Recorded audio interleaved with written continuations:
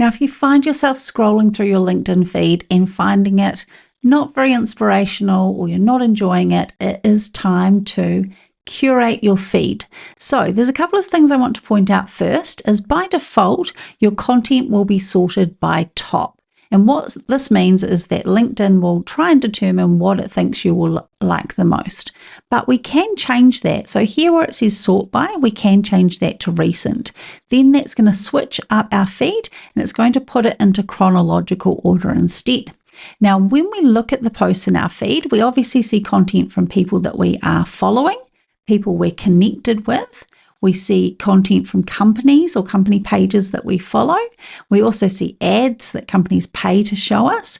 And we can also see content that our connections engage with. So here I can see one of my connections has loved this post. So even though I'm not connected with this particular person, I'm still seeing their content in my feed.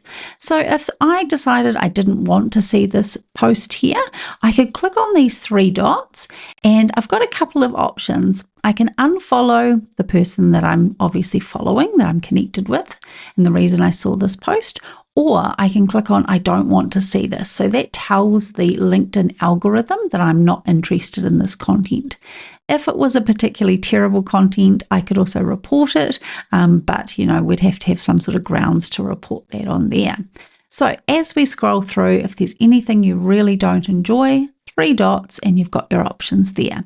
Now, the other thing is about adding more content into our feed, content that inspires us.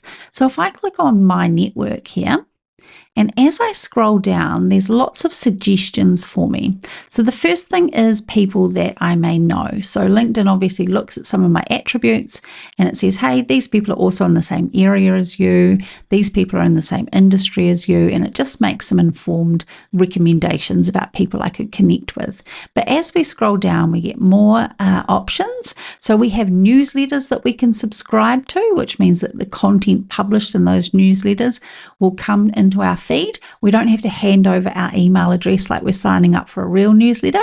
This one's just published on LinkedIn. So we can select one of those. We can subscribe to one of those. We can follow these public figures, so these content creators. And as we scroll down, we'll get more recommendations for people we can connect with. And we keep coming down. There's some events that we might be interested in, audio events we might be interested in. And as we keep coming down, there's more people recommended.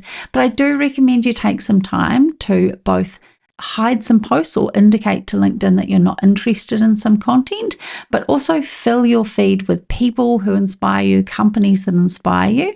That's going to really create a feed that is interesting and that you enjoy scrolling.